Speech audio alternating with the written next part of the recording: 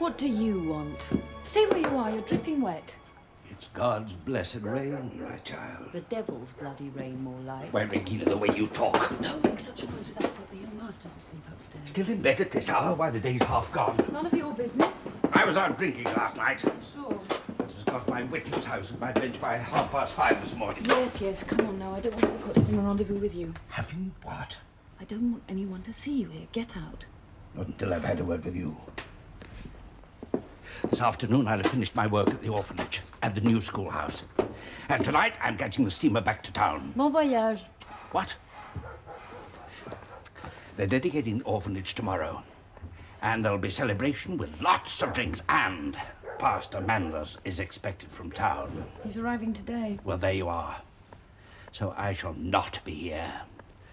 I'm not bloody well risking getting into his bad books. Oh, so that's it. What do you mean? What are you trying to fool the pastor into this time? Me? Fool Pastor Manders? Oh, no. He's far too good a friend to me for that. But what I wanted to talk to you about was this. I am going home tonight. Sooner the better. Yes. And I want to take you with me. You want to take me? I want to take you with me, I say. Home with you? Not likely, I won't. We'll see. We'll see. You bet your life we'll see. You expect me to go back and live with you in that house? After Mrs. Alving's brought me up and treats me as though I was one of the family? Get out. Are you setting yourself up against your father? You've said often enough that I'm no concern of yours. Oh. You mustn't take any notice of that. Well, what about all the times you've sworn at me and called me a... Oh, mon Dieu. God strike me dead if I ever use such a vile word. Oh, I know what word you use. Yes. But that was only when I wasn't myself. The temptations of this world are manifold, my child. Oh. And when your mother was being difficult, I had to find somewhere to knock her. Always acting the grand lady. Poor mother. You killed her soon enough with your bullying. That's right. That's right. Blame me for everything. Oh, and that leg. What was that, my child? Pied de mouton. What's that, English? Yes. Ah, well, they've made a scholar out of you out here anyway, and that'll come in handy now, my child. What was it you wanted me for in town, anyway? Well, fancy asking such a question. What would a father want with his only child? Aren't I a lonely, forsaken widower? Oh, don't try to fool me with all that rubbish. What was it you wanted me for? Well, you see, it's like this. I was thinking of starting out on something new. You've tried that often enough. You've always made a mess Yes, of but it. this time you'll see, Regina. God rot me if... Stop swearing. How right you are, my child. But what I wanted to say was this. I've put quite a bit of money aside from this work on the orphanage. Have you? Good for you. Yes, well, there ain't much for a man to spend his money on out here in the country, is there? Well, go on. Yes, well, so, I thought I'd put my money into something that might bring in a bit. A kind of, hostelry for sailors. Oh, my God. A real smart place, you understand, not one of those low waterfront joints. No! Damn it, this is going to be for officers and captains and such like. Well, you're going to help me. Just for appearance's sake, of course. You won't have to work hard, my child. You can fix your own hours. I see. Well, there has to be a bit of skirt on show. I mean, that's obvious. Got to give them a bit of fun in the evenings, singing, dancing, and so forth. You must remember that these men are wandering seafarers, lost on the ocean of life. Now, don't be stupid and make things difficult for yourself, Regina. What can you make of yourself out here? What good is it going to do you, all this fine education Mrs. Alving's given you? I hear you're going to look after the orphans up the street. Is that what you want? Are you really so anxious to ruin your health on those filthy brats? No, if things work out the way that I... Well, they might. They might. What do you mean? This money you've managed to save, is it a lot? All told, I'd say it comes to between 700 and 800 crowns. Not bad. Enough to make a start on, my child. Well, aren't you going to give me any of it? Not bloody likely, I'm not. Aren't you even going to send me a new dress? You come back to town. Set up with me. And you get dresses enough. I could do that on my own if I wanted to. No, Regina. You need a father's hand to guide you.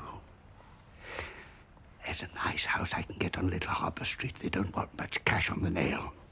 And we could turn it into a sort of, well, mission for sailors. But I don't want to live with you. I don't want anything to do with you. Get out. But you wouldn't have to stay with me for long, my child. What's the pity? If you play your cards properly, the way you've blossomed out in recent years... Yes? Well, you wouldn't have to wait long before some nice officer, perhaps even a I don't captain want to came... marry any of them. Sailors haven't any savoir-vivre. Haven't any what? I know sailors. There's no future in marrying them. All right, then don't marry them. You can do just as well without. The Englishman, the one with a yacht. He paid out 700 crowns. And she was no prettier than you. Get out! You wouldn't hit your father. Wouldn't I? You say another word about my mother and you'll see. And don't slam the door, young Mr. Alving's asleep. And I shall sleep. Why do you fuss so much about... You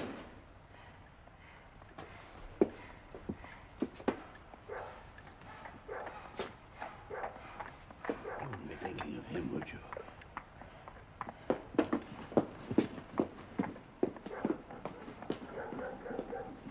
Out and be quick about it. You're out of your mind. No, not that way. Here's Pastor Manders out through the kitchen. All right, I'll go. But you ask him. Ask his reverence what a child's duty is to its father. And I am your father, whatever you may say. I can prove it from the parish register. Good morning, Miss Engstrand. Hi, Pastor Manders. Has the boat arrived already? Yes, it arrived a few minutes ago. Very tiresome, this rain we're having. Blessing for the farmers, though, sir. Ah, yes, you're right there. We city people tend to forget Oh, that. it's soaking. I'll let your umbrella out. Ah, it's good to be under a dry roof again. Well, I trust all is well here. Yes, thank you, sir. You are very busy, I suppose. Getting ready for tomorrow. Yes, there are one or two things to be done. Yes.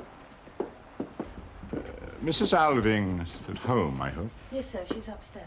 Ah, yes. I heard when I got off the boat that Oswald had returned. Yes, he arrived the day before yesterday. We hadn't expected him until today. In good health and spirits, I trust. Yes, thank you, sir. I think so. He felt dreadfully tired after his journey. He came from Paris in one go. Pas rapide. I think he's asleep now, so we better talk just a tiny bit quietly. Shh. We'll be like mice. Now, sit down, sir, and make yourself comfortable. Thank you. Do you know, Miss Engstrand, I really do believe you've grown since I last saw you. Do you think so, too? Mrs. Alving says I've rounded out a bit. A little, perhaps, not too much. Shall I tell Madam you've come? Thank you, my child, but there's no hurry. Tell me, Regina, how's your father getting on out here? Thank you, Percy. He's doing very well. He came to see me when he was in town last. No, did he really? He's always so happy when he gets a chance to speak with you, sir. You go down and see him quite often? Oh. Oh, yes, of course, whenever I get the chance. Your father hasn't a very strong character, Miss Engstrand. He badly needs a hand to guide him. Yes, I dare say you're right there. He needs to have someone near him whom he's fond of and whose judgment he respects. He admitted it to me quite openly last time he visited me. Yes, he said something of the sort to me, too, but I don't know whether Mrs. Alving will want to lose me, especially now that we've the new orphanage to look after. Besides, I'd hate to leave Mrs. Alving. She's always been so kind to me. But, my dear girl, a daughter's duty naturally would have to ask your mistress's permission first. Yes, but I don't know whether it would be right for me to keep house for an unmarried man at my age. My dear child, it's your own father we're talking about. Yes, but all the same. Of course, if it was a nice house run by a real gentleman. But, my dear Regina... Someone I could feel affection for and look up to as a father. Dear, dear child. Oh, I would so love to go and live in the city. Out here, it's so dreadfully lonely. And you know, don't you, sir, what it means to be all alone in the world? And I'm quick and willing, I think I can say that. Oh, Pastor Manders, don't you know of a place where I could go? No.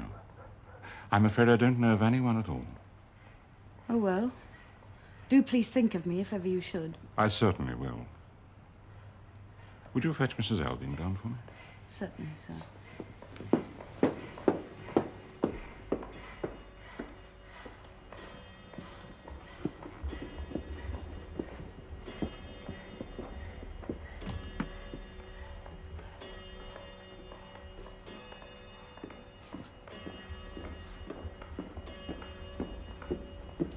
Welcome to Rosenwald, Pastor. Good morning, Mrs. Alving. Well, I've kept my promise. Punctual as always. But you know, it wasn't easy for me to get away. All these blessed committees I sit on. All the kinder of you to arrive in such good time. Now we can get our business settled before lunch. But, where is your luggage? My portmanteau is down at the village. I shall be sleeping there. I can't persuade you to spend a night in my house, even now. No, Mrs. Alving. It's very kind of you. But I shall sleep down there as usual. It's more convenient for when I go on board again. As you please. Though I really think two old people such as you and me... Bless me, you must be joking. But then you must be very happy. The great day tomorrow, and you have Oswald home again. Yes.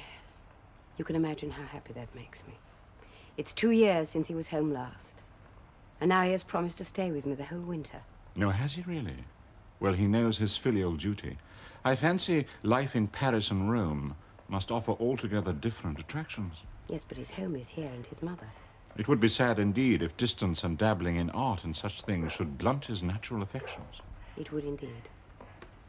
I shall be amused to see whether you recognize him again. He'll be down later. He's upstairs just now taking a little rest on the sofa.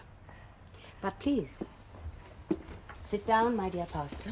Thank you. Are you sure this is a convenient moment? Certainly. Very well. To begin with,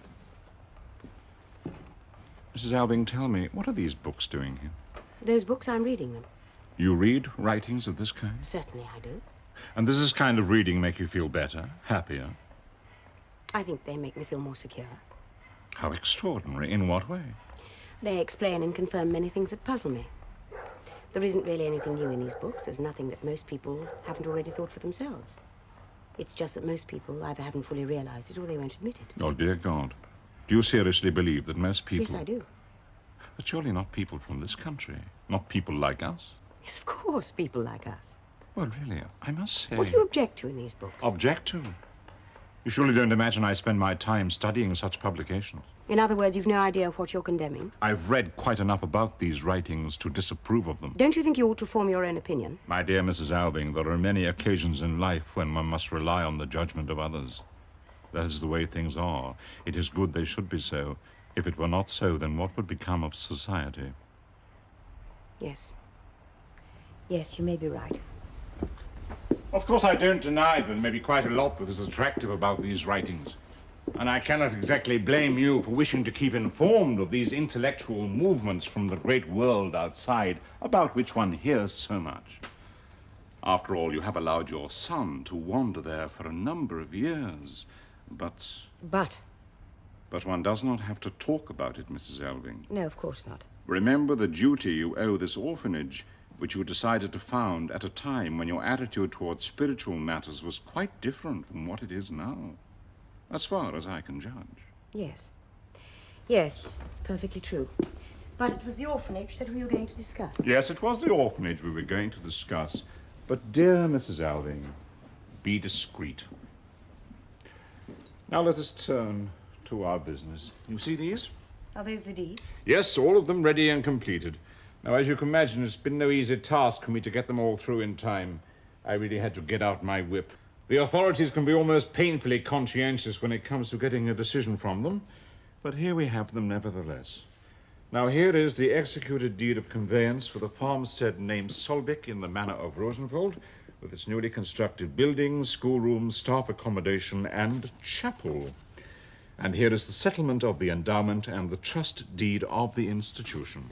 Look, deed of trust for the Captain Alving Memorial Home. So there it is. Yes. I thought I'd put Captain rather than Chamberlain. Captain looks less ostentatious. Yes, yes, as you think best. And here is the bank book for the capital, which has been placed on deposit to cover the running expenses of the orphanage.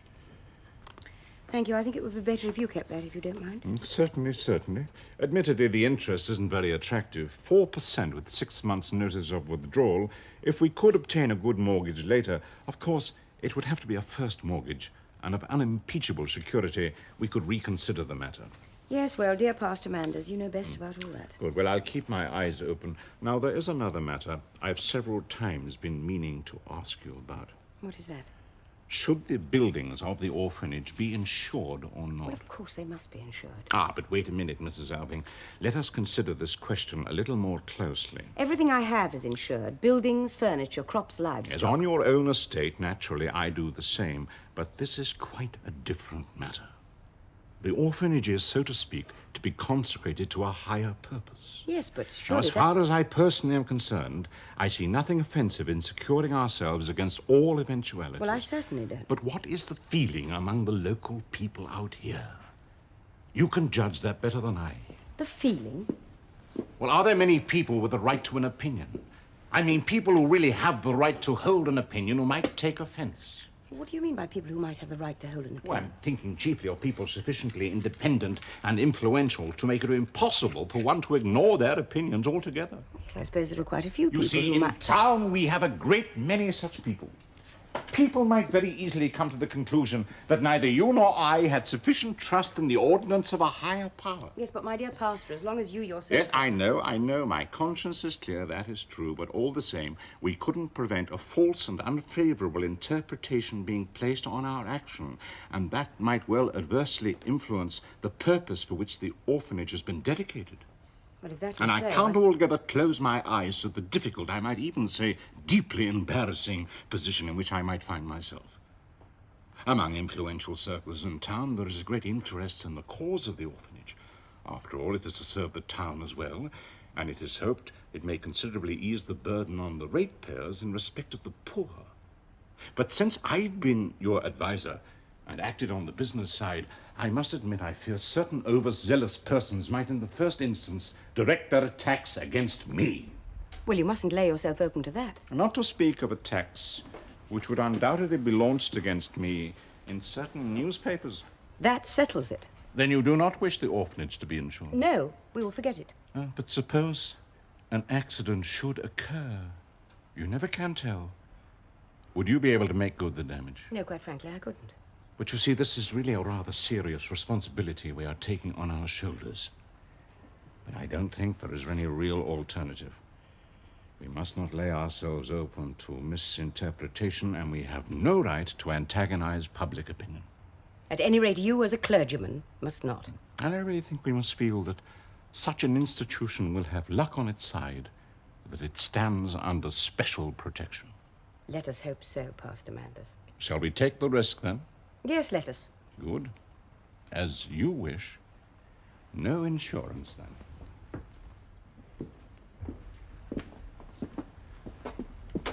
It's strange you happened to mention this today. I've often thought of raising the Because matter. yesterday we almost had a fire down there. What?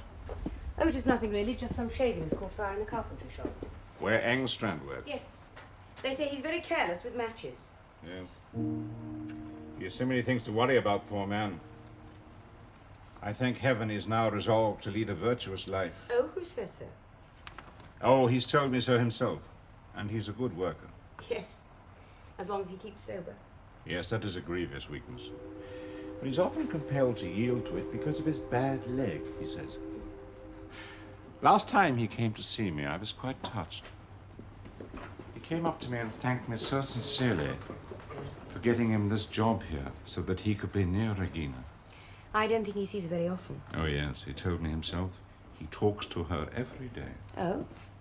Well, possibly. He's so conscious of his need to have someone near him who can restrain him when temptation presents itself. That's what's so lovable about Jacob Engstrand. When he comes to one like a child and accuses himself and admits his weakness. Last time he came up and talked to me. Tell me, Mrs. Alving, If it became vital for the poor man to have Regina back to live with him again... Regina? You must not oppose it. I certainly shall. Anyway, Regina is going to work at the orphanage. But don't forget he is her father. I know very well the kind of father he's been to her. No, I shall never consent to Regina going back to him. My dear Mrs. Alving, you mustn't get so emotional about it. You seem quite frightened. It's very sad the way you misjudged this poor man, Engstrand. Never mind that. I've taken Regina into my house, and here she shall stay. Let us talk no more about it. Listen.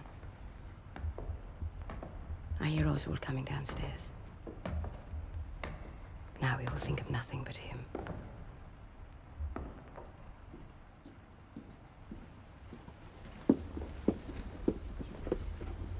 I'm sorry, I thought you were in the study. Good morning, Pastor. Most extraordinary. Well, Pastor Manders, what do you think of him? I think. But is this really... Yes, this really is the prodigal son, Pastor. Dear young friend. Well, the son, anyway. Oswald is thinking of the time when you used to be so strongly opposed to his becoming a painter. Well, many a step which to human eyes seems dubious often turns out... Anyway, welcome, my dear Oswald. I trust you'll allow me to call you by your Christian name. What else? You mustn't think I condemn the artistic profession out of hand. I presume there are many who succeed in keeping the inner man untarnished in that profession, too. Oh, well, let us hope so. I know one person who has remained pure both inwardly and outwardly. Just look at him, Pastor Yes, Manders. Mother dear, please. Unquestionably. There's no denying it. Besides, you've begun to acquire a name now. The newspapers speak of you so often and in the most flattering terms. That is to say, I don't seem to have read quite so much about you lately. Well, I haven't done so much painting lately. Even painters have to rest now and then. I suppose so. To prepare themselves and conserve their energies for some great work. Yes. Mother, shall we be eating soon? In about half an hour. He still enjoys his food, thank heaven. And his tobacco, I see. I found Father's pipe upstairs in the bedroom, so I... Of course. What do you mean? When Oswald appeared in that doorway with that pipe in his mouth, it was as though Alving was alive again. Oh, really? Oh, can you say that? Oswald takes after me. Well, yes. But there is an expression at the corner of his mouth, something about his lips, that reminds me so vividly of Alving. How can you say that? Oswald has much more the mouth of a clergyman, I think. Yes. Some of my colleagues have similar expressions. But put away that pipe, my dear. I don't want any smoke in here. I'm sorry, I only wanted to try it. You see, I smoked it once when I was a child. What? Yes, I remember. I was quite small at the time. I went upstairs to see Father in his room one evening. He was so happy and cheerful. You remember nothing of that time? No, I remember it very clearly. He picked me up, sat me on his knee, and let me smoke his pipe. Puff away, boy, he said. Puff hard. I puffed as hard as I could. I felt myself go pale. And the sweat broke out in my forehead in great drops, and that made him roar with laughter. Oh, very strange. My dear, it's just something that Oswald has dreamed. No, I didn't dream it, Mother. Well, surely you must remember. You came in and carried me back to the nursery, and then I was sick, and I saw you crying. Did Father often play jokes like that? In his youth, he was very high-spirited. And yet he managed to achieve so much. Well, so much that was good and useful. Although he died so young. Yes, you have inherited the name of an industrious and worthy man, my dear Oswald Alving. I trust this will spur you on. Yes, it ought to, oughtn't it? Anyway, it was good of you to come home and join us in honouring him. It was the least I could do for Father. The best thing of all is that I have him here for so long. Yes, I hear you're staying in the winter. Yes, I am here for an indefinite period, Pastor. Oh, well, it's good to be home. Oh, yes, Oswald, isn't it? Yes, you went out into the world early, my dear Oswald. Yes, I did. I sometimes wonder if it wasn't too early. Nonsense. It's good for a healthy boy, especially if he's an only child. It's bad for them to be kept at home with their mother and father and be pampered. Now, that is a debatable point, Mrs. Alving. When all is said and done, the parental home is where a child belongs. Oh, I agree with you there, Pastor. Take your own son. Well, it'll do no harm to talk about it in his presence.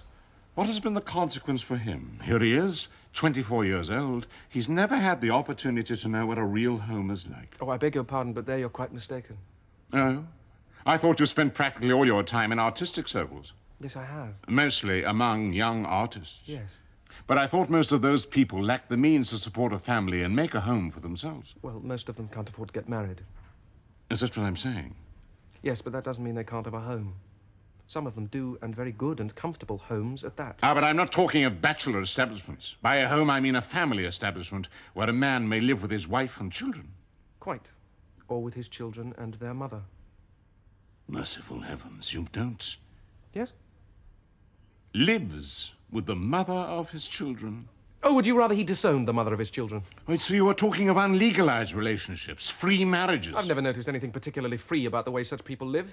But how is it possible that any reasonably well-brought-up man or young woman could bring themselves to live like that openly for all to see? Well, what else can they do? A poor young artist, a poor young girl. It costs a lot of money to get married. What can they do? What can they do? I'll tell you, Mr. Alving, what they can do. They should have kept away from each other in the first place. What they should have done. Well, that argument won't get you very far with young people. No, it won't get you very far. And to think the authorities tolerate such behavior, that is allowed to happen openly. Wasn't I right, Mrs. Alving, to be so concerned about your son in circles where immorality is practiced openly and is, one might almost say it, accepted? Let me tell you something, sir. I have been a regular Sunday guest in one or two of these irregular households, as you call them. On Sundays? Yes, that's the day when one's meant to enjoy oneself. And I have never heard an offensive word there, far less ever witnessed anything which could be called immoral. No! Do you know where and when I have encountered immorality in artistic circles? No, I don't. Well, I shall tell you. I have encountered it when one or another of our model husbands and fathers came down there to look around for a little on their own. Well, then we learned a few things. Those gentlemen were able to tell us about places and things of which we'd never dreamed. Are you saying that honourable men... But have you never heard those honourable men when they returned home? Have you never heard them hold forth on the rampancy of immorality in foreign countries? Of course I have. Well, you can take their word for it. Some of them are experts. Oh. That wonderful and beautiful life of freedom should be soiled like this. You mustn't get overexcited, Oswald. It isn't good for you. No, Mother, it isn't good for my health. It's that damn tiredness again. Well, I'd take a little walk before dinner. I'm sorry, Pastor. I know you can't see it from my point of view, but I had to say what I felt. My poor boy. Yes, you may well say that. So it's come to this. He called himself the prodigal son. Alas, alas. What do you have to say to all this? I say that Oswald was right in every word he said. Right. Right in expressing those principles. Here in my loneliness, Pastor, I have begun to think like him. But I've never dared bring up the subject. Now my son shall speak for me. I feel deeply sorry for you, Mrs. Alving. But now I'll have to speak to you in earnest. I stand before you now as your priest, as I did at the moment when you strayed so far. And what is the priest to say to me? First, I wish to refresh your memory, Mrs. Alving. The occasion is appropriate. Tomorrow will be the 10th anniversary of your husband's death. Tomorrow I will address the whole assembled flock, but today I wish to speak to you alone. Very well, Pastor, speak. Have you forgotten that after barely a year of marriage that you abandoned your house and home, that you deserted your husband, yes, deserted him, Mrs. Alving, and refused to return to him although he begged and entreated you to do so? Have you forgotten how desperately unhappy I was during that time? Yes, that is the sign of a rebellious spirit, to demand happiness from this earthly life. What right have we to happiness? You know quite well the kind of life Alving led at that time. The depravities he indulged in. I'm only too aware of the rumors that were circulating about him. But a wife is not appointed to be her husband's judge. It was your duty to bear that cross which a higher will had seen fit to assign to you, but instead you rebelliously fling down that cross, abandon the erring soul you should have supported, hazard your good name, and very nearly ruin the reputations of others. Others? And others, you mean? It was extremely inconsiderate of you to seek refuge with me. With our priest? With an old friend? Exactly. Well, you may now thank God I possessed the necessary firmness, that I was able to dissuade you from your intentions, and that it was granted to me to lead you back to your lawful husband. Yes. That was certainly your doing, Pastor Manders. I was merely a tool in the hand of a higher purpose. That I persuaded you to bow to the call of duty and obedience, has not that proved a blessing which will surely enrich the remainder of your days? Did I not foretell all this? Did not Alving turn from his aberrations like a man? Did he not afterwards live a loving and blameless life with you for the remainder of his days? Did he not become a public benefactor? Did he not inspire you so that in time you became his right hand in all his enterprises, and a very capable right hand? Oh, yes, I know that, Mrs. Alving. I give you credit for that. But now I come to the next great error of your life. What is that? Once you disowned your duties as a wife. Since then, you have disowned your duties as a mother. All your life, you have been ruled by a fatal spirit of willfulness. You have never been willing to suffer the curb of discipline. Everything that has been troublesome in your life, you've cast off ruthlessly and callously. It was no longer convenient for you to be a wife, so you left your husband. You found it tiresome to be a mother, so you put your child out to live among strangers. Yes, that is true, I did. And in consequence, you have become a stranger to him. No. No, that is not true. It is, it must be. And how have you got him back? Think well, Mrs. Alving. You have sinned greatly against your husband. Confess too now how you have sinned against your son. There may still be time to bring him back from the paths of wantonness. Turn and save what may still be saved in him. This I have regarded as my duty to say to you.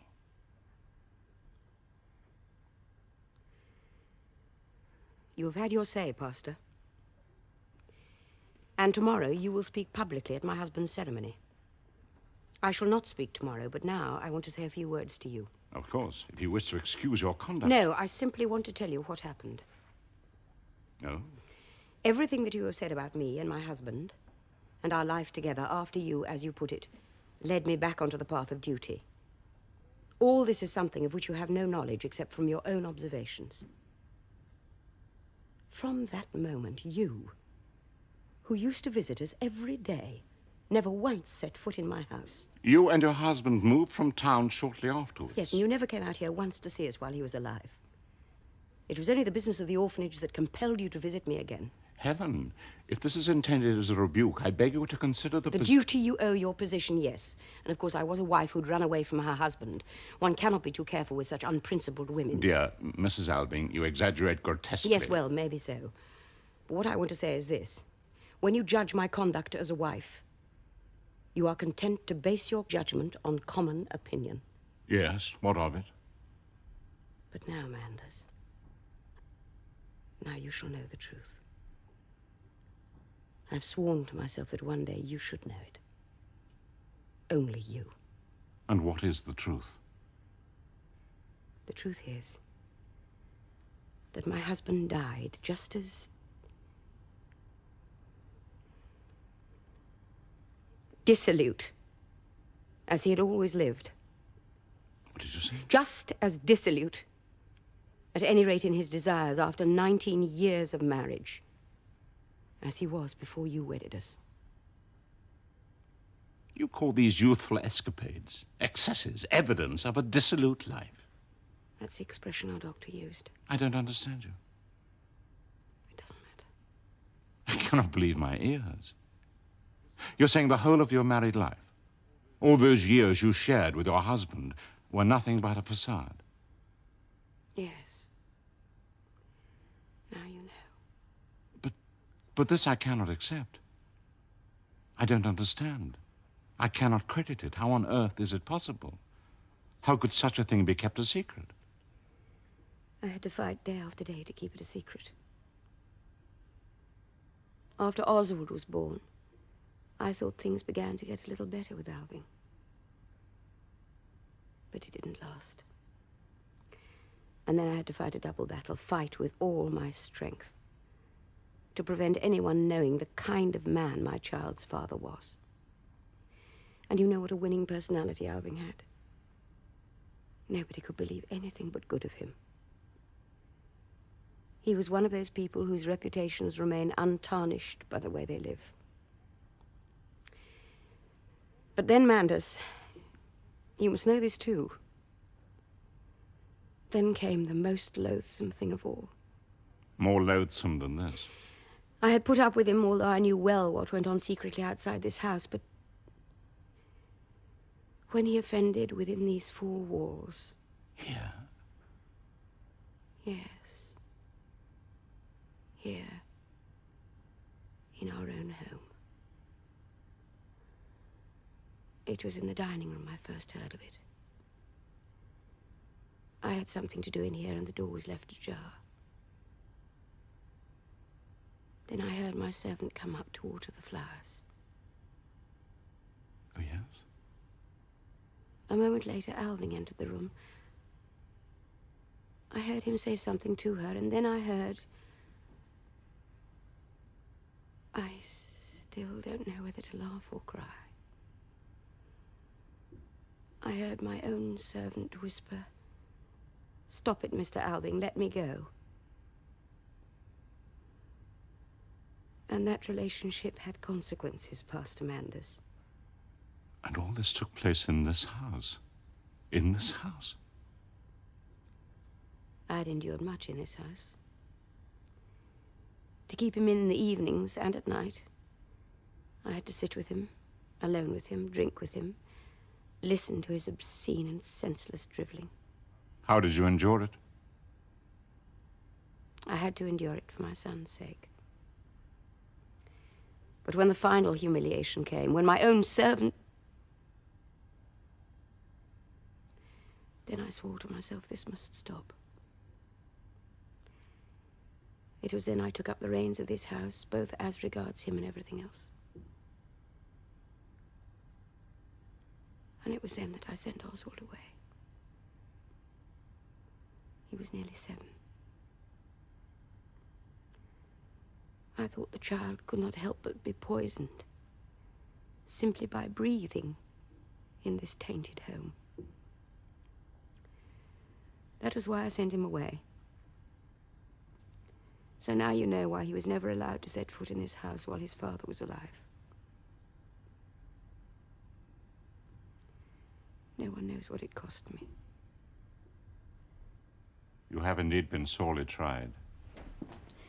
I could never have borne it if it had not been for my work, for I think I can say I have worked. All the additions, all the improvements to the estate, all the useful innovations for which Alving was praised. Do you think he had the energy to initiate any of these? No, and let me tell you this. I drove him forward when he was in his happier moods, and I had to bear the whole burden when he started again. And it is to this man that you raise a memorial. There, you see the power of a guilty conscience. What do you mean? I always believed that inevitably the truth would come out and that it would be believed. The orphanage would destroy all rumors and banish all doubt. You certainly made no mistake there, Mrs. Alving. I also had another motive. I did not wish my own son, Oswald, to inherit anything whatsoever from his father. You mean it was Alving's money that... Yes, the annual donations I have made to this orphanage add up to the sum. I have calculated it carefully. The sum which made Lieutenant Alving in his day a good match. I understand. It was the sum with which he bought me. I do not wish that money to come into Oswald's hands. My son shall inherit everything from me. Are you back already? Yes, what's one to do outside in this incessant rain? My dear, dear boy. I hear we're about to eat soon. How splendid. Parcel's just come for you, madam. Copies of the songs for tomorrow's ceremony, I suppose. Dinner is served, madam. Good, I shall be along presently. Should it be white port or red port, Mr. Oswald? Both, Miss Engstrand. Yeah. Very good, Mr. Oswald. I'd better help her open the bottles. That's right, it's copies of the songs. How am I going to make my address tomorrow with a clear conscience? You'll find a way. Yes, yes. There mustn't be any scandal. No. And now this long, loathsome comedy is over. The day after tomorrow, it will be as if the dead never lived in this house. There will be no one here but my boy and his mother. Oswald, are you mad? Let me go. What was that, Mrs. Alving? What's going on?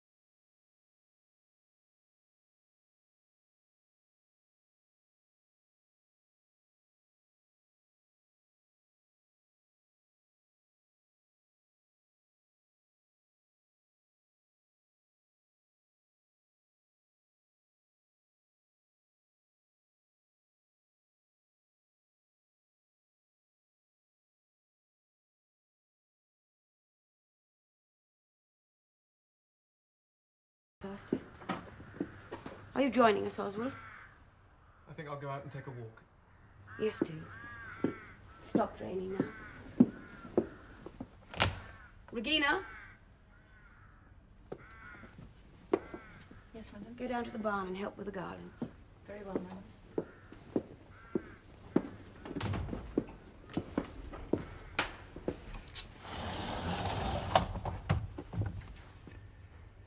He can't hear us from in there, can he? Not when the door is closed. Anyway, he's going out. I'm still stunned. What is to be done? I don't know. I'm so sadly inexperienced in matters of this kind. I'm certain no harm has been done yet. No, heaven forbid. Nevertheless, it is the most improper situation. It was only a casual whim of Oswald's, you can be certain of that. Well, I have no experience in matters of this kind, but I'm sure... She must leave the house, and at once, that's obvious. Yes, naturally. But where to? We can't just... Where to? Home to her father. To whom did you say? To her... God, no. Engstrand isn't her father. God, how can this be possible? Surely you must be mistaken. Fortunately, I know I'm not mistaken. In the end, Johanna had to confess everything to me, and Alvin couldn't deny it. So there was nothing to be done but to keep the matter hushed up. Yes, I suppose that was the only thing you could do. The girl left my service at once and was given a considerable sum of money to keep her mouth shut. The remaining difficulty she solved for herself when she got to town. She renewed an old acquaintance in Engstrand, let it be known, no doubt, how much money she had, and spun him some story about some foreigner or other who'd been here with a yacht that summer. Then she and Engstrand got themselves married. Well, you married them yourself. But how can this be true? I remember clearly how Engstrand came to me. He was totally abject and accused himself most bitterly of having indulged with his betrothed in a moment of weakness. Well, he had to take the blame on himself. But to be so deceitful, and to me. I never would have believed that of Jacob Engstrand. I shall speak to him seriously about this. He can be sure of that. How much was it you gave the girl? 1,000 crowns. Just imagine. To go and marry a fallen woman for a paltry 1,000 crowns. What about me? Do you think Alving was any purer when I accompanied him to the altar than Johanna was when Engstrand married her? The two things are utterly different. Oh, not so different. Oh, yes. There was a great difference in price. A paltry 1,000 crowns against an entire fortune. But how can you compare two completely different situations? You were acting on the counsels of your heart and of your family. I thought you knew the direction in which my heart, as you call it, had strayed during that time. If I'd known anything of the kind, Mrs. Alving, I should not have been a daily guest in your husband's house. Anyway, I didn't follow my own counsels, you can be sure of that. Well, this much at least is certain, that your marriage was conducted in an orderly fashion and in full accordance with the law. Oh, all this talk about law and order.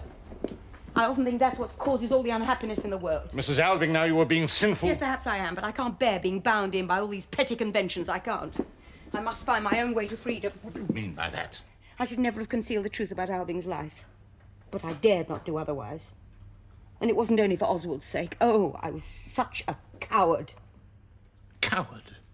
If people had known, they would have said, poor man, no wonder he strays now and then. After all, his wife ran away from him. Perhaps they would not have been altogether unjustified. If I were a real mother, I would take Oswald and I would tell him the whole story, everything that I've told you. Have you forgotten that a child shall love and honor its father and mother? Let us not generalize so. Let us ask rather, shall Oswald love and honor Captain Alving? Is there not a voice in your mother's heart which forbids you to destroy your son's ideals? Yes, but what about the truth? Yes, but what about his ideals? Oh, ideals, ideals!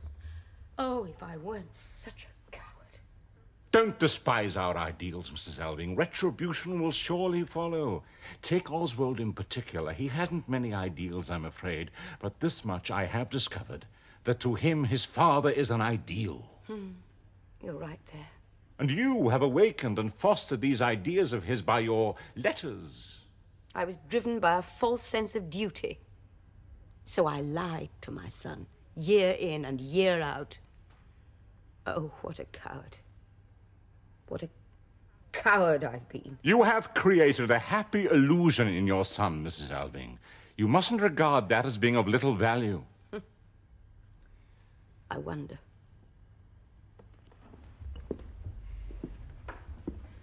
I shan't allow him any relations with Regina.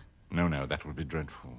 If I thought it would make him happy, and that he was serious. Yes, what then? But that's impossible. Unfortunately, Regina isn't that type. What do you mean?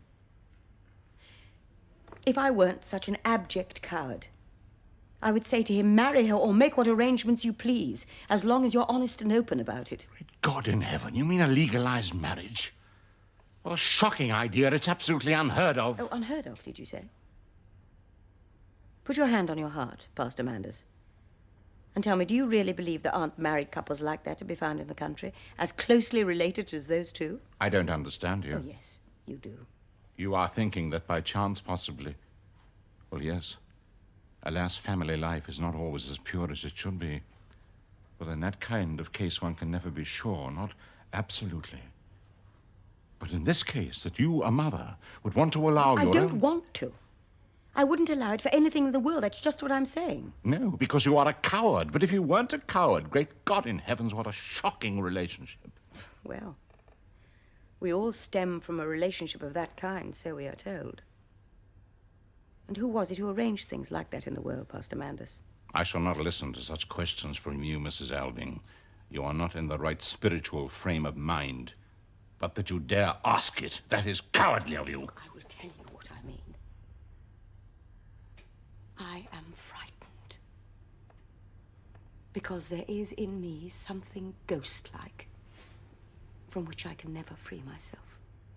What did you call it? Ghost-like. When I saw Oswald and Regina in there just now, it was as if I saw ghosts. I almost think that we are all ghosts. All of us, Pastor Manders. It isn't just what we've inherited from our father and mother that walks in us. It's all sorts of dead ideas. And all sorts of old and obsolete beliefs. They are not alive in us, but they live in us. And we can never free ourselves from them. They lie as thick as grains of sand. And we're all so horribly afraid of the light. So there we have the fruits of your reading. Fine fruits indeed. You are mistaken, Pastor Manders. It was you who first spurred me to think, and I thank and bless you for it. I? Yes. When you forced me into what you call duty, when you praised as right and proper what my whole being rebelled against as something abominable, it was then that I began to examine the seams of your learning. I only wanted to pick at a single knot. But when I worked it loose, the whole fabric fell apart. Is this the reward for my life's greatest struggle? Call it rather your life's most pitiful defeat. It was my life's greatest victory, Helen. The victory over myself. It was a crime against us both. But I besought you, woman, saying, go home to your lawful husband, when you came to me and cried, take me, I am here. Was that a crime? Yes. I think so. Then we two do not understand each other. Not anymore. Never. Never. In my most secret moments have I ever thought of you except as another man's wedded wife. I wonder. Helen. One forgets so easily what one was like. I do not. I'm the same as I always have been. Well, well, let's not talk any more about the past. You are up to your eyes in committees and commissions, and I sit here fighting with ghosts, both in me and around me. I will help you exorcise those ghosts. For after all the dreadful things you've told me today, my conscience will not permit me to allow a young and unprotected girl to remain in your house. Wouldn't it be better if we got her taken care of, well, decently married? Yes, of course it would. But for the present rate, at least, she must go home to her father's care. Oh, no, but Engstrand isn't her father. God. But he could conceal the truth from me. Who can that be? Come in. Begging your Oh, pardon. Engstrand, it's you. there were none of the servants about, so I took the liberty of giving a little knock. Yes, yes, well, come in. Do you want to speak to me about something? No, thank you, Ma'am. It's the past I really wanted to have a word. Well, speak to me, do you indeed? I would be so terribly grateful if that were possible. Well, may I ask, what is the nature of your question? Well, Pastor, it's like this. We've been paid off down there now. 1,000 thanks, Mrs. Alving. And so I thought it would be only right and proper if we who've worked together so well all this time, I thought we might conclude with a few prayers this evening. Prayers? Down at the orphanage? Oh, well, sir, if your reverence doesn't think it right, then... Oh, yes, indeed, yes, but... I've been in the habit of holding a service there myself of an evening. Have you? Yes, now and then. Just a little edification, as the saying goes, but I'm a poor, humble man and don't have the proper gifts, and I thought, seeing as Pastor Manders is out here... Now, look here, Engstrand. First, I must ask you a question. Do you feel you're in the right frame of mind for such a meeting? Do you feel your conscience is clear and free? Oh, God forgive me. Let's not talk about conscience. Yes, that's just what we are going to talk about. Well, what is your answer? Well, sir, man's conscience can be a bit of a beggar now and then. At least to admit it. Now, will you tell me the truth?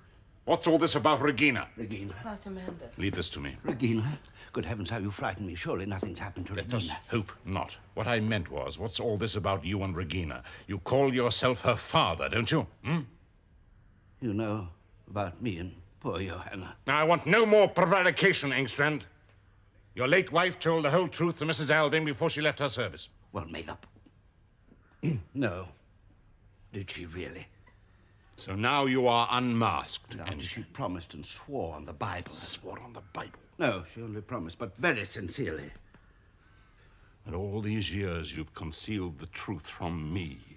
Concealed it from me, who trusted you so implicitly. Yes, I suppose I have. I'm afraid. And have I deserved all this from you, Engstrand?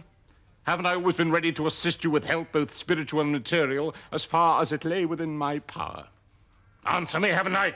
Things would often have looked black for me if it hadn't been for your reverence. And this is how you reward me. You cause me to enter false statements in the parish register and withhold from me over a period of years the information you owed both to me and to the cause of truth. Your action has been completely indefensible, Engstrand. From now on, I wash my hands of you. Yes, of course, sir. I appreciate that. How could you possibly justify yourself? But wouldn't it have been even worse for poor Johanna if the truth had been allowed to come out? I mean, just imagine if your reverence had been in the same situation as her. Oh, good heavens, I don't mean exactly the same situation, but suppose your reverence had something to be ashamed of in the eyes of the world, as the saying goes.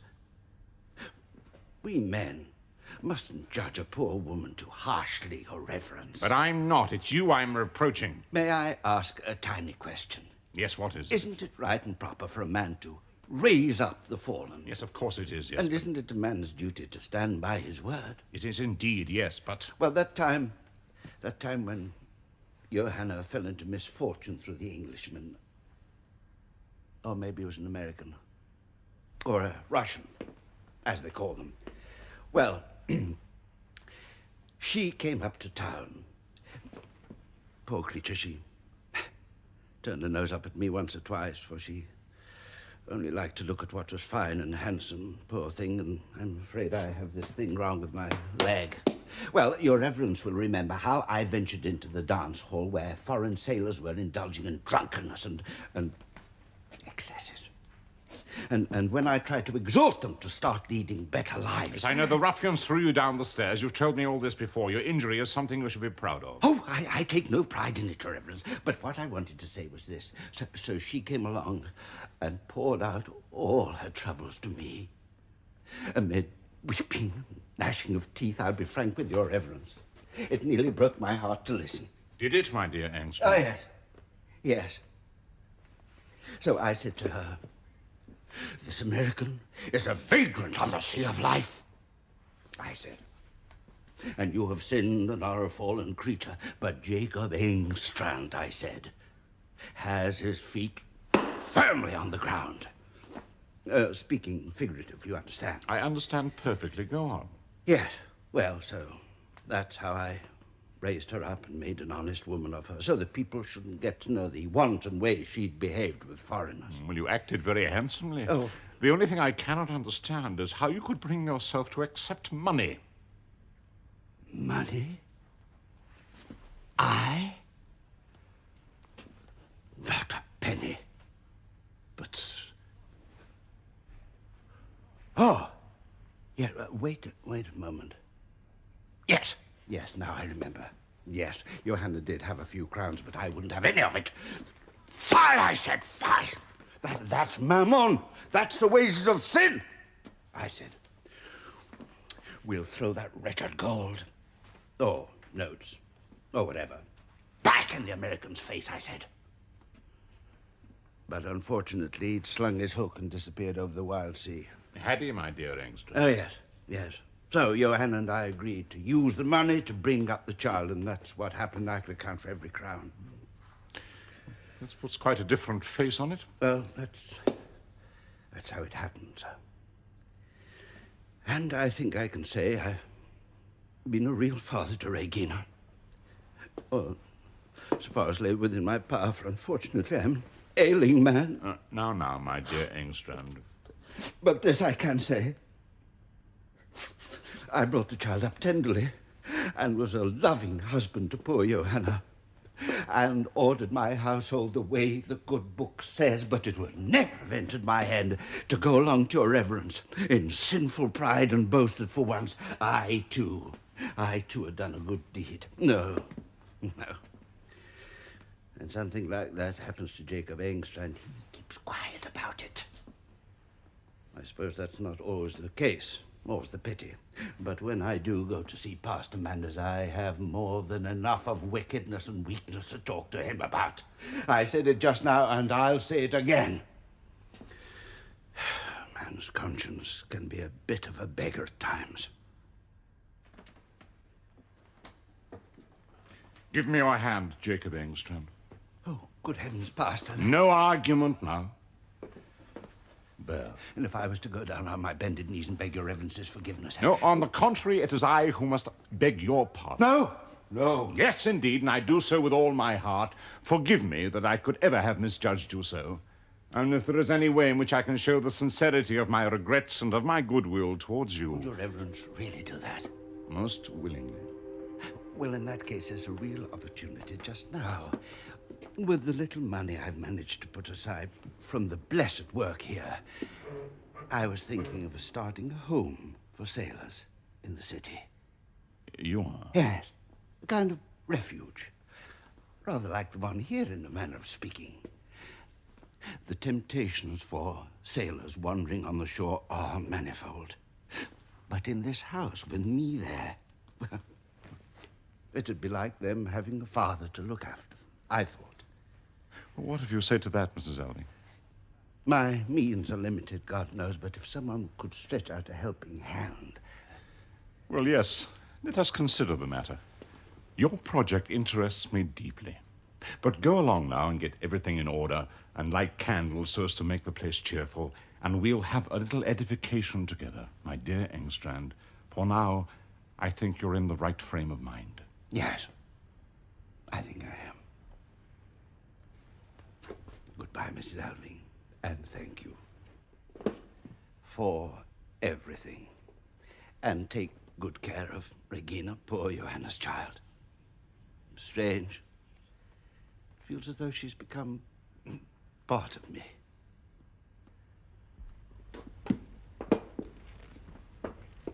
Well, what do you have to say about that man now, Mrs. Alving? That was an entirely different explanation we were given. It was indeed. You see how terribly careful one has to be when condemning one's fellows. But then it is a deep joy to discover that one has been mistaken. Or what do you think? I think you are a great baby, Manders, and always will be. Aye. And I think I would like to fling both my arms round your neck. Oh, no. Bless you, such impulses. Oh, you needn't be frightened of me. You have such an extravagant way of expressing yourself sometimes.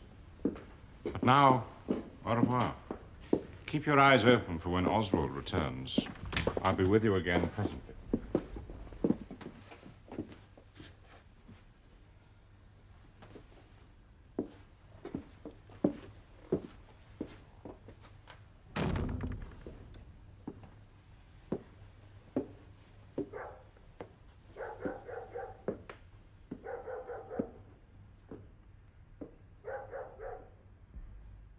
you still at table, Oswald?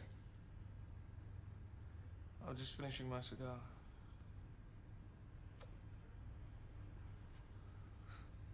Wasn't that Pastor Manders who left us now? He's just gone down to the orphanage. Oswald, dear, do be careful with that liqueur. It's strong. Keeps out the damp.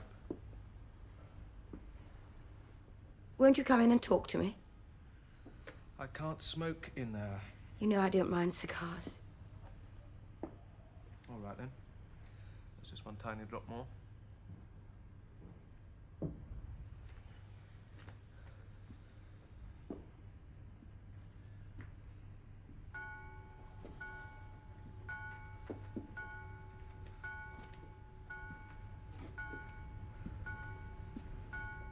Where's the pastor gone?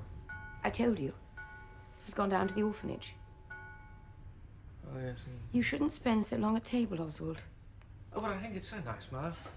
Come home, sit at my mother's own table, in my mother's own dining room, eat my mother's own beautiful food. My dear, dear boy. What else is there for me to do here? I can't work. Can't you? In this weather, not a glimmer of sunlight all day. That's the worst thing about it, not to be able to work. Perhaps you shouldn't have come home. Oh, yes, Mother, I had to. I'd 10 times rather sacrifice the happiness of having you with me. Well, tell me, Mother, does it really make you happy to have me home? Does it make me happy? Well, I think it must be almost the same for you, whether I'm alive or not. Oh, Oswald. How have you the heart to say that to your own mother? Well, you managed so well to live without me before. Yes. I have lived without you.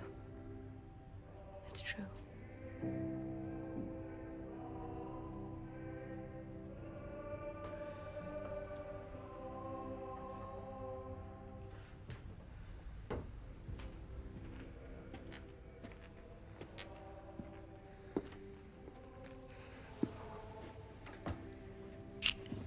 Mother, may I sit down on the sofa with you? Oh, of course. Oh, my dear, dear boy. Mother, there's something I have to tell you. Yes. I can't keep it to myself any longer. What is it? Well, I couldn't bring myself to write to you about it, and since I came home... What is it, Oswald? Yesterday and today I've been trying to forget, to escape, but it's no good. Well, tell me the whole story. Well, sit still.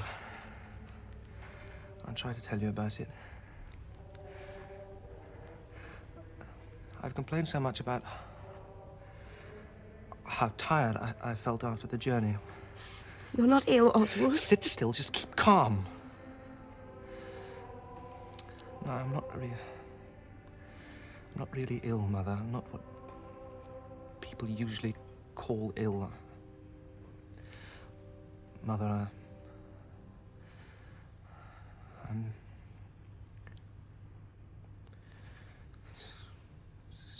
spiritually broken. I'm ruined. I shall never be able to work anymore. Oh,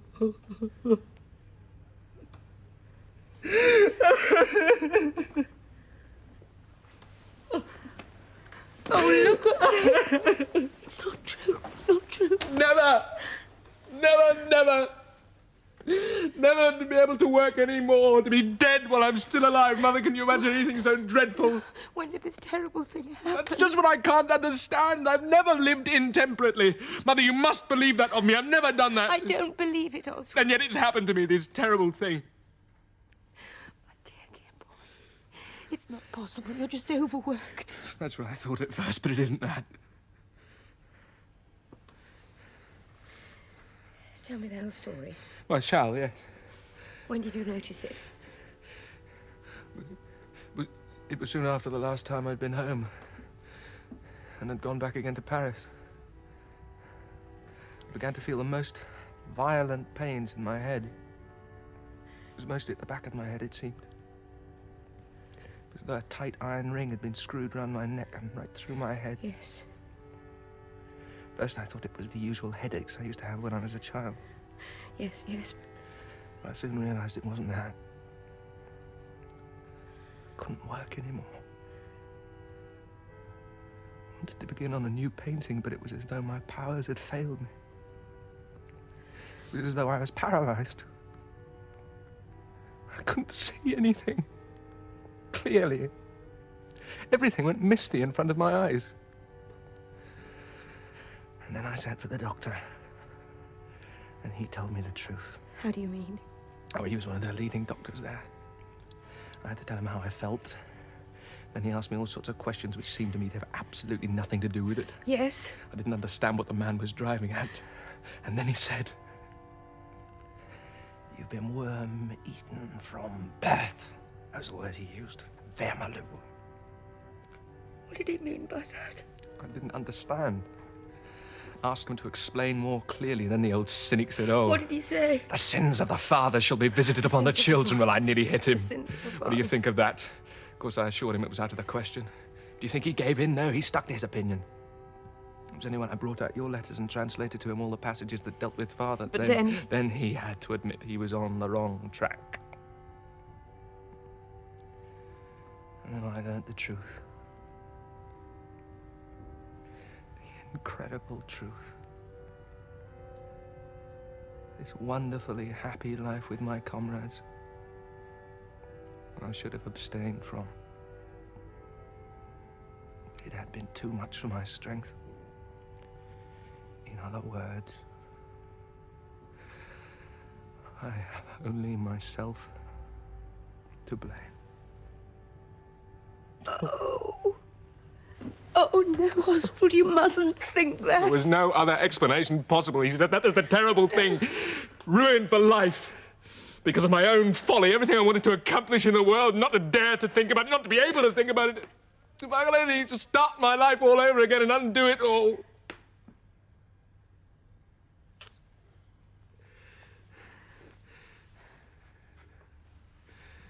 If it had been something I'd inherited, something I wasn't myself to blame for. But this, to have thrown away in this degrading, stupid, irresponsible way one's whole happiness and health, one's future life. No, my dear, my blessed boy. Things are not as desperate as you think. Oh, you don't know. Oh, and then, Mother, that I should cause you all this grief. I've often almost wished and hoped that you didn't care for me at all. I, Oswald, my only son, the only possession I have in the world, the only thing I do care about. I know. Of course, when I'm at home, I know it. And that's one of the hardest things to bear. But now you know. And now we won't talk about it any longer. I can't bear to think about it for long. Mother, get me something to drink. Drink? What do you want to drink? Well, anything. now? You've got some cold punch in the my house, dear haven't you? Oh, be Oswald. nice, Mother. Don't be difficult now. I must have something to help me cope with these worries. Oh, how dark it is in here. And this incessant rain, week after week. For months sometimes. Never to see the sun. Mother, in all the years I've been at home, I don't remember ever having seen the sunshine. Oswald, you're thinking of leaving I'm me. not thinking of anything. I can't think of anything. I take good care not to. Did you ring, madam? Yes, Regina, bring in the lamp. Very good, madam. I've already lit it. Oswald, don't hide anything from me. I'm not, Mother. Haven't I told you enough? And Regina, you might bring us half a bottle of champagne. Very good, madam. That's the way I knew my mother wouldn't let her boy go thirsty. My dear Oswald, how could I deny you anything now? Is that true, Mother? Do you really mean it? Mean what? That you wouldn't deny me anything? Oh, but my dear Oswald... Shall I open the champagne? And... No, thank you. I'll do it myself.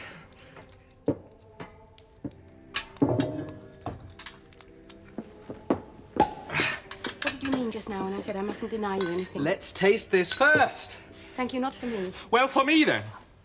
Well, Tell me, Mother, I thought you and Pastor Manders looked so strange. Quiet at dinner. you noticed. Tell me, Mother, what do you think of Regina? What do I think? Yes, isn't she splendid? You don't know her as well as I do. Oh, Regina spent too long at home, I'm afraid. I should have brought her here to live with me sooner. Oh, yes, but isn't she splendid to look at, Mother? Regina has a great many faults. Oh, what does that matter? But I'm fond of her all the same. And I'm responsible for her. I'd rather that anything in the world happen than she should come to any harm. Oh, Mother. Regina's my only hope. What do you mean by that? I can't bear all this misery alone. You have your mother to bear it with Yes, you. that's what I thought, and that's why I came home to you, but it won't work. I can see it. It won't No. work. I can't bear this life here. Oswald. Mother, I must live differently. That's why I have to leave you. I don't want you to see. Oh, my poor sick boy. As long as you're not well. If it was just the illness, Mother, I'd stay with you. You're the best friend I have in the world. Yes, I am, Oswald, aren't I? But it's all the remorse, the self-reproach, and then the fear. This terrible fear. Fear? What fear? What do you don't mean? ask me to describe it. I don't know. I can't talk about it. Oh, what do you want? I want you to be happy. More champagne, a whole bottle. Oh, Mother. Do you think we don't know how to live here? Oh, Mother, isn't she splendid? The way she's made. It's so healthy and strong. Oswald, let's talk calmly together. You don't know this, Mother, but I have done Regina a wrong, and I've got to put it right.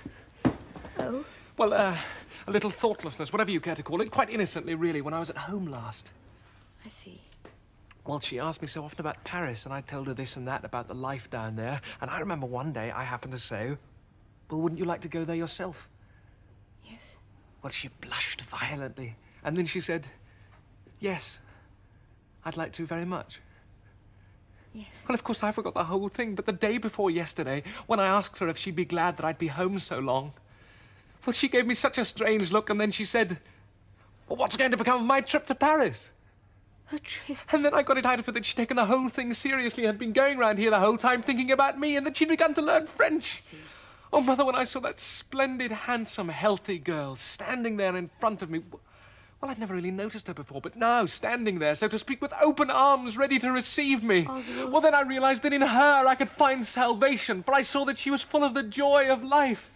The joy of life. How could that help? I'm sorry I was so long. I had to go down to the cellar. And fetch another glass, Regina. There's Mrs. Alving's glass. But fetch one for yourself. Well? Do you wish me to, madam? Fetch the glass, Regina. Oh, the way she walks, with such purpose and gaiety. Oswald, this must not happen. It's already decided. Surely you can see there's no point trying to stop me. Sit down, Regina. Sit down. Oswald, what were you saying about the joy of life? Oh, yes, the joy of life. You don't know much about that here. I never feel it here. Not when you're with me. Not when I'm at home, but you don't understand that. Oh, yes. I think I do now, The almost. joy of life and the love of one's work, they're practically the same thing, but you don't understand anything about that either. No, I don't suppose we do. What I mean is that here, people are taught to believe that work is a curse and a punishment, and that life is a misery which we do best to get out of as soon as possible. A veil of tears, yes, and we do our best to make it one. But out there, no one feels like that. No one there believes in that kind of teaching any longer. They feel it's wonderful and glorious just to be alive. Mother, have you noticed how everything I've painted is concerned with the joy of life? Always, always the joy of life. Light and sunshine and a holiday and shining, contented faces. That's what makes me afraid to be here at home with you. Afraid? What are you afraid of with me? I'm afraid that everything in me here will degenerate into ugliness.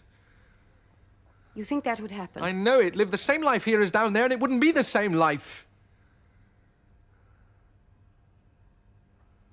Now I see. Oh, what do you see? Now I understand for the first time. And now I shall speak. No, I don't follow you. Shall I go? No, stay. Now I shall speak. Now, my boy, you shall know everything. And then you may choose. Oswald. Regina? We've spent the most splendid and profitable hour down there. So have we. Really must assist Engstrand with this sailor's home of his. Regina must go and help him. No, thank you, Pastor. What, you here? With a glass in your hand? Oh, pardon. Regina is leaving with me, sir. Leaving with you? Yes, as my wife, if she so wishes. Good heavens. Isn't any of my doing. Or she will stay here if I stay here. Here. Terrify me, Mrs. Alving. She will neither leave with you nor stay with you. Now I can speak the truth. No, you I mustn't. can and I will, and I shan't destroy any ideals either. Oh, what have you been hiding from me, Mother? Madam. Listen, there are people shouting outside. What's going on? Well, where's that light coming from? The orphanage is on fire! On fire? Where's my hat? Oh, never mind. Father's orphanage! Hunt me! I've just... Fetch my shawl, the whole building's alight!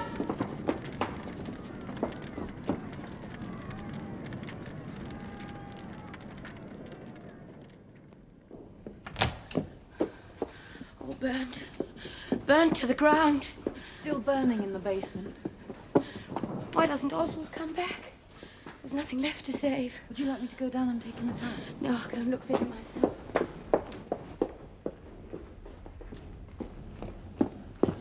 Isn't Mrs. Alving here? Yes, sir. She's just this minute gone into the garden. Oh, most frightful night I've ever experienced. Yes, isn't it the most dreadful tragedy? Oh, don't talk about it, Miss Engstrand. I hardly even dare to think about it. But how can it have happened? Oh, don't ask me, Miss Engstrand. Isn't it enough that your father... What's he done? Oh, he's completely confused me. Your Reverence. Are you still pursuing me? Yes. Well, God rot me. Oh, good heavens. But this is a terrible business, Your Reverence. It is indeed. It is indeed. What is? Well, it's like this. It all started with the prayer meeting. Fancy me being to blame for the pastor being to blame for something like this. But Engstrand, I assure you... But there was no one but Your Reverence mucking around with candles down there. So you keep saying, but I don't remember ever having a candle in my hand. And yet I saw it as plain could be. Your Reverence, take a candle, snuff it out with your fingers, and throw the wick straight down among the shavings. And you saw this? Yes, with these eyes. That I cannot understand. It is not usually my habit to snuff out candles with my fingers. Yes, it looked a little careless, I thought. But it can't be as bad as you say, can it, Your Reverence? Oh, don't ask me. Of course, you haven't insured it. No, I've told you. Not insured. And then to go straight over there and set fire to it all. Oh, good heavens, what a tragedy. Yes, you may well say that. That this should happen to a charitable institution, which was to serve the city as well as the countryside. The newspapers are not going to be very gentle with Your Reverence, I'm afraid. Yeah, that's just what I've been thinking. It's almost the worst part of it. All these dreadful attacks and accusations. Oh, it's too frightful to think about. I can't persuade him to come away from the fire. Ah, it's you, Mrs. Alving. Well, you won't have to make that speech after all, Pastor Manders. I'd be only too happy to. It was all for the best. Nothing good would have come out of that orphanage. You think not? What do you think? Nevertheless, it was the most terrible tragedy. We'll discuss it simply as a business matter. Are you waiting for the pastor, Engstrand? That's right, madam. Well, sit down. I'm happy standing, thank you. I suppose you'll be leaving with the steamer. Yes, in about an hour. Would you be kind enough to take all those papers along with you? I don't want to hear another word about this. Now I have other things on my mind. Mrs. Alving, I'll send you a power of attorney to take whatever measures you think fit. I will only be too happy to shoulder that responsibility. Although I fear the original purpose of the endowment will now have to be completely changed. I appreciate that. Yes, I'm provisionally thinking of arranging for the Solvik property to be handed over to the parish. The freehold isn't without value, always be put to some purpose or other, and the interest from the capital could be used to support some enterprise which could benefit the town. As you please. It's a matter of complete indifference to me. Remember my home for the sailors, Your Reverence. Yes, you have a point there. We should have to consider that possibility very carefully. Consider what the hell? Oh, good heavens. Of course, I don't know how much longer these matters are going to remain in my hands. Public opinion may force me to withdraw. It all depends on the outcome of the inquiry into the cause of the fire. What are you saying? And one cannot possibly predict the outcome. Oh, yes, one can. Don't I stand here? And isn't my name Jacob Engstrand? Yes, but... And Jacob Engstrand isn't the man to fail his blessed benefactor in his hour of need, Your Reverence. But, my dear man, how? Jacob Engstrand can be likened to an angel of deliverance, as the saying goes, Your Reverence. No, I really cannot accept... Well, that's the way it's going to be. I seem to remember somebody taking the blame for another man's wickedness once before. Jacob, you are indeed a rare person. Oh. Well, you too shall receive a helping hand for your seaman's home. That you can rely on. Well, shall we be off? Shall we two go together?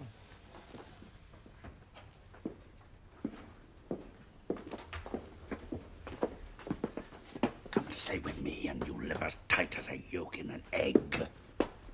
Merci. Goodbye, Mrs. Alving. May the spirit of law and order soon enter into your house. Goodbye, Manders. Goodbye, my child, and if ever you find yourself in any trouble, you know where to find Jacob Engstrand, Little Harbour Street. And the house for wandering sailors will be called Captain Alving's home, and if I am allowed to run it, according to my ideas, I think I can promise you it will be a worthy memorial to him. God rest his soul. Oh, Engstrand.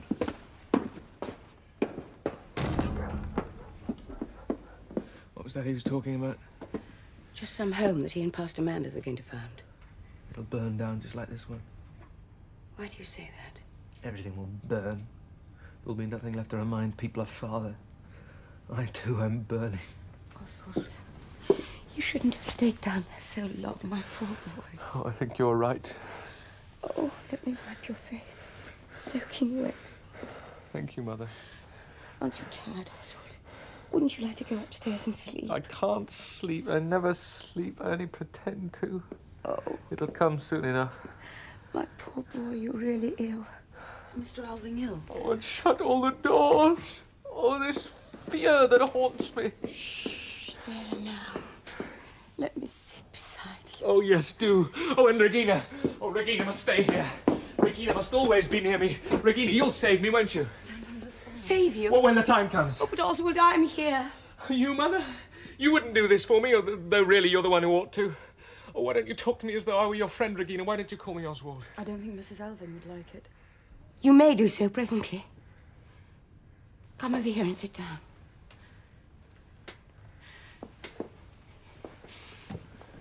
Now, my poor tormented boy. Now I shall remove that burden from your mind. You, Mother?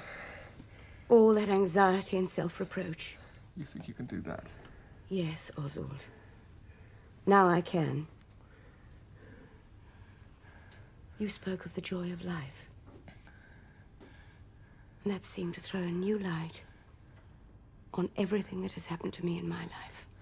I don't understand you. Oh, I wish you'd known your father when he was a young lieutenant, Oswald. He was full of the joy of life, too. No. And this happy, carefree child. For he was like a child then. Had to live here in this small town where there was no joy to offer him. Only diversions. He had to live here with no purpose in life. Simply a position to keep up. He could find no work into which to throw himself heart and soul.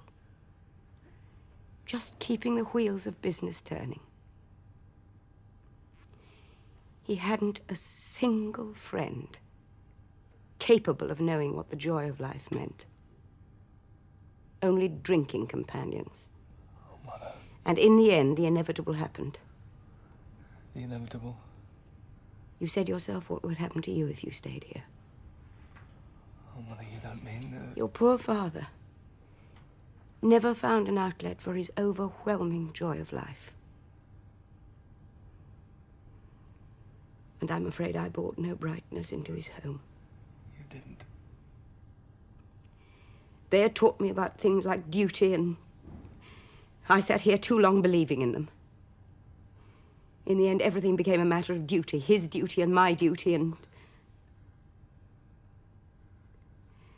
I'm afraid I made life intolerable for your poor father. Why did you never write and tell me about this? Until now, I never saw it as something I could tell you because you were his son. And how did you see it? Only that your father was depraved before you were born.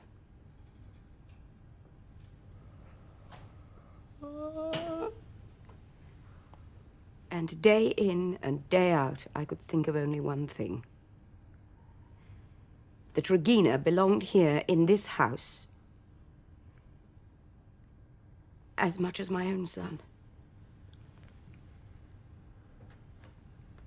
Regina. Yes. Aye. Now you both know. Regina.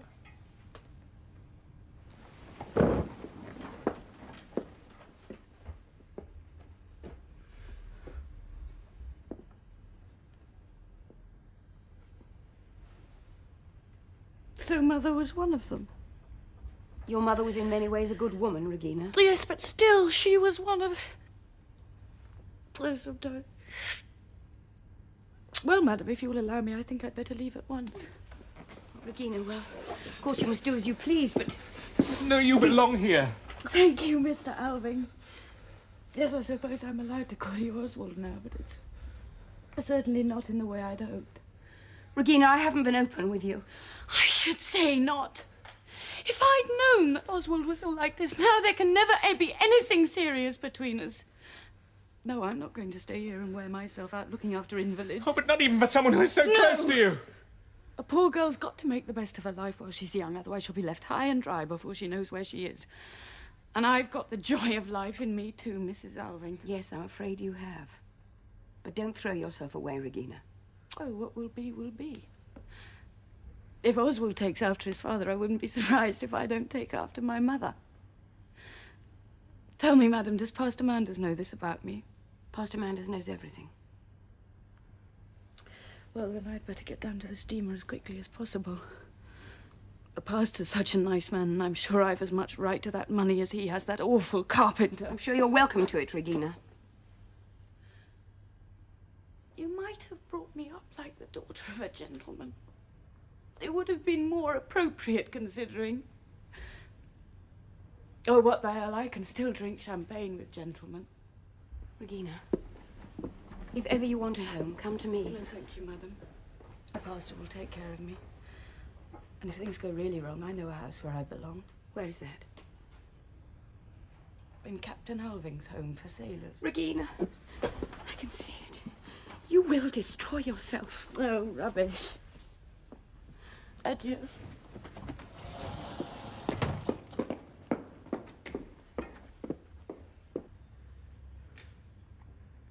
Is she gone?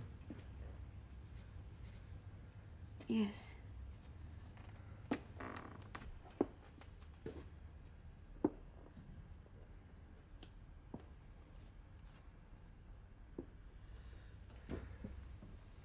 I think it was wrong, all this.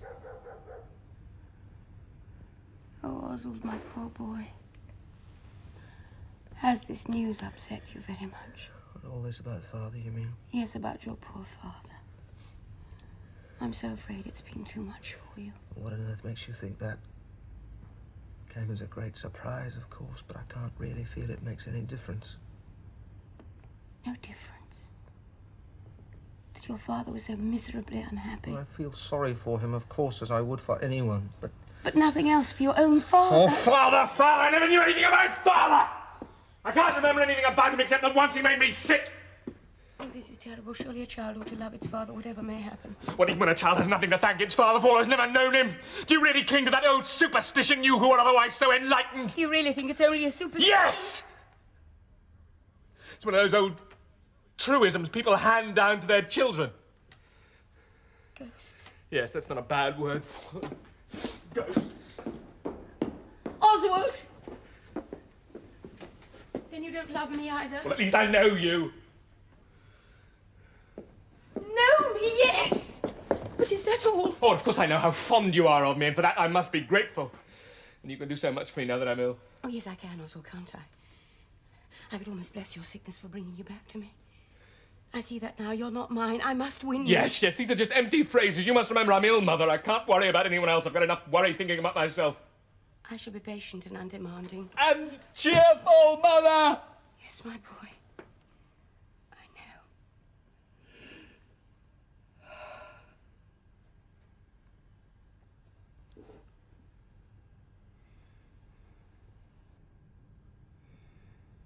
Have I freed you from all your anxiety and self-reproach now? Yes, you have. But who will take away the fear? What fear? Regina would have done it for the asking. I don't understand you. What's all this about fear and Regina?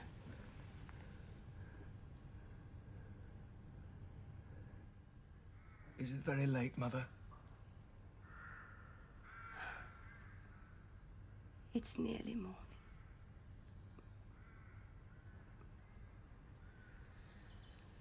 The dawn's beginning to show upon the mountains.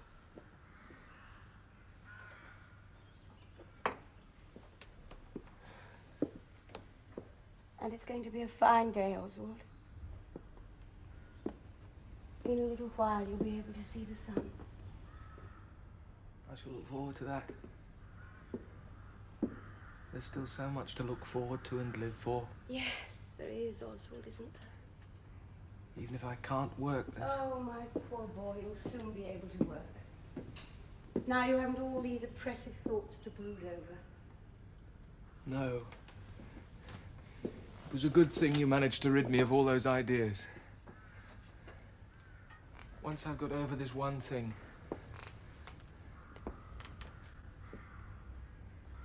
Mother?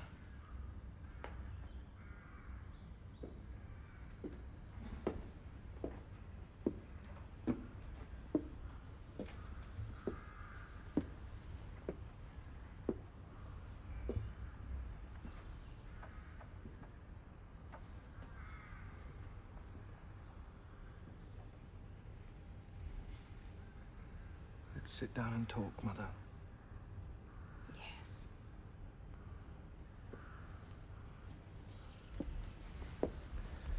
While we talk, the sun will rise. And then you'll know. And then I won't have this fear any longer. What will I know? Mother, didn't you say earlier tonight that there wasn't anything in the world you wouldn't do for me if I asked you? Certainly I did. And you'll keep your promise? Of course, my dear boy. I've nothing else to live for, only you. Yes, well, listen then. Mother, you're brave and strong, I know that. Now, you must sit quite still while I tell you. But what is this dreadful thing? Now, you mustn't scream, you hear? Promise me that. We'll sit quite still and talk calmly about it. Do you promise me that? Yes, yes, I promise, only tell me. Yes, well, all that about being tired and not being able to think about work, that isn't the real illness. What is the real illness? The illness, which is my inheritance. That's in here. Oh, no. Oh, Don't Oswald. scream, Mother. I can't bear it. Yes, it sits in here watching and waiting, and it may break out at any time, any hour. Oh, horrible. Keep calm. That's the way it is. Oh, but it's not true. It's impossible. It can't be true. I had one attack down there in Paris. It soon passed, but when I found out what I had been like, this raging fear began to haunt me, and that's why I came home to you as quickly as I could. So that's a fear? Yes, it's so unspeakably repulsive. Oh, if it had only been an ordinary illness, something that would have killed me. Because I'm not so frightened of dying, though I'd like to live as long as I can. Oh, you must, Oswald. Yes, you must. But this is so terrible and disgusting. It turns you back into a baby. You have to be fed. You have to be... Oh, it doesn't bear thinking about. But your mother's here to nurse you. No, that's just what I won't allow. I can't bear the thought that I might stay like that for years, growing old and grey, and then you might die and leave me. It might not mean I'd die at once, the doctor said. He called it a softening of the brain or something. I think that sounds so beautiful. I shall always think of cherry-coloured velvet curtains. Something delicious to stroke. Oswald. And now you've taken Regina from me. She would have saved me, I know. Oh, what do you mean? Isn't there anything I wouldn't do to save you? After the last attack,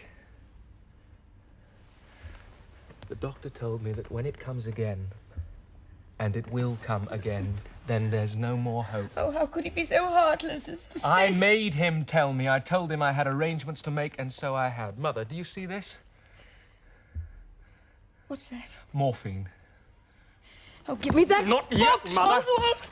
I can't bear this. Well, you must bear it. If Regina had been here, I'd have told her how things were with me and asked her to perform this last service for me. I'm sure she would have helped me. Never. Yes, when the horror was on me and she saw me lying there like a newborn baby, lost, helpless, beyond all hope. Regina never would have done She it. would have. She was so splendidly carefree, and she would soon have got bored looking after an invalid like me. Thank goodness Regina is not here. So now you will have to do this last service for me. I. Who else? I, your mother. Exactly. I who gave you life. I didn't ask you for life, and what sort of a life have you given me? I don't want it. Take it back. Help. Where are you Help. going? To get a doctor. You're not going anywhere, and no one's coming here. Oswald. Oswald. My child. If you have a mother's love for me, how can you see me suffer like this?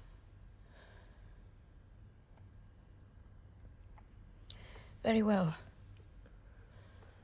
I give you my word. You promise? If it becomes necessary. But it won't. Yes. It's impossible. Let us hope so. And let us live together as long as we can.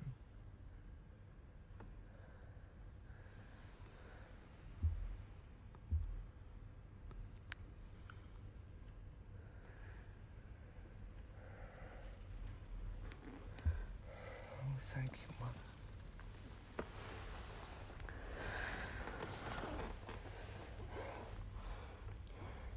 Are you calm now? Yes. You've just imagined all these things, Oswald. You've imagined them all. The suffering has been too much for you. But now you shall rest. At home with your mother. My own dear blessed boy.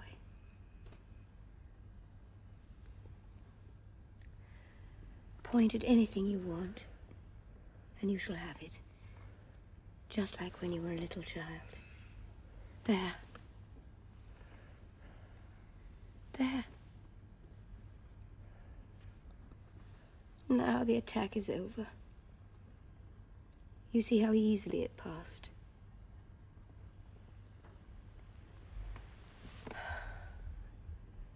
And Oswald, do you see what a beautiful day it's going to be? Bright sunshine. Now you can really see your home. Mother.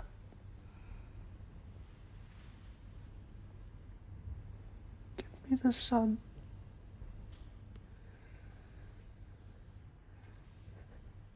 What did you say? The sun. The sun. Oswald, how are you feeling? What's this, Oswald? What's this? Look at me, Oswald. Don't you know me? The sun. The sun. I can't bear this. I can't bear it. No. Where did he put them? Oh, here.